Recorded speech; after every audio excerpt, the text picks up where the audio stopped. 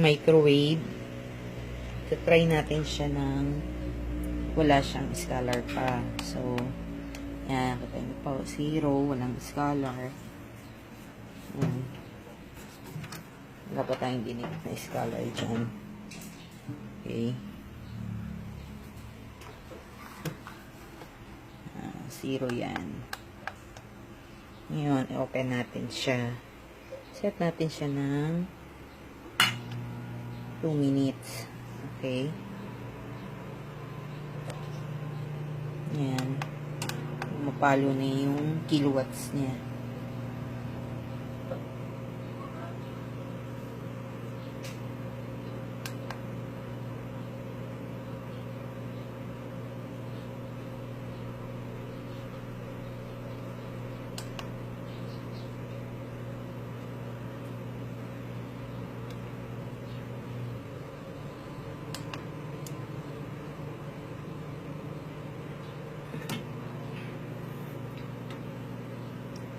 Natin kung gaano kalakas yung microwave.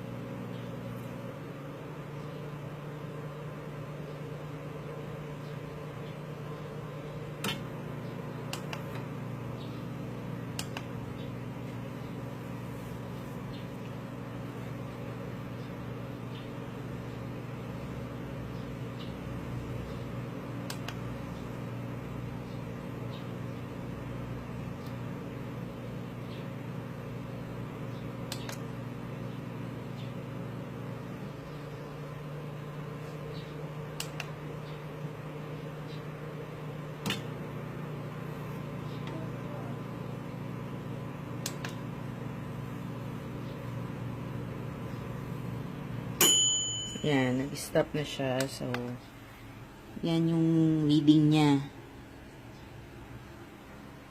Stop na yan, ha. Yan, lagyan natin siya ng isang set na scalar, ha. Yan, lagyan natin siya ng isang set. Yan, lagyan na natin siya ng isang piraso. Lagay naman natin yung maliit. Ito. So, yan, dalawa na siya. Bali, isang set na yan. Lagyan naman natin siya ng electrical tape. Babalutan natin siya ng electrical tape naman. Ayan, may electrical tape na siya. Okay. Okay. May electrical tape na siya. Yung meter reader natin, balik natin siya sa 0. Reset natin. Okay.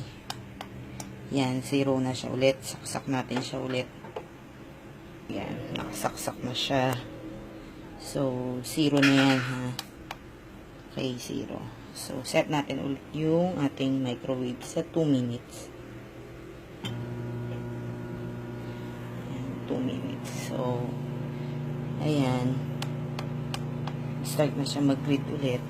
May scalar na po yan. May nakadikit na Surich Energy Saver sticker. Tayo natin siya matapos ulit.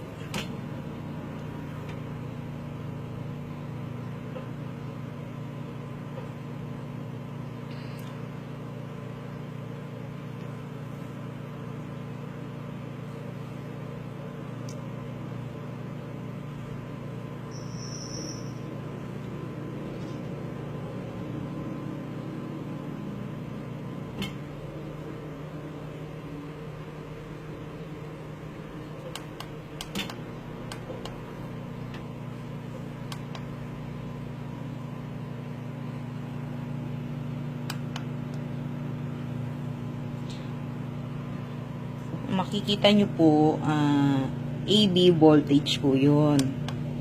Easy energy consumption.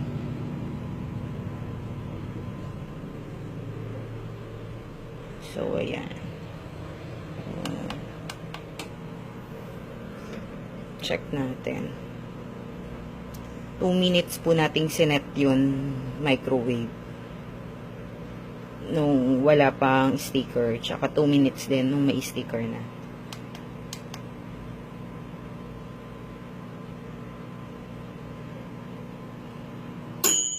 Ayan. So, natapos na siya. Yan yung nakonsume niya. May sticker na. So, bumaba siya. Ayan. 248.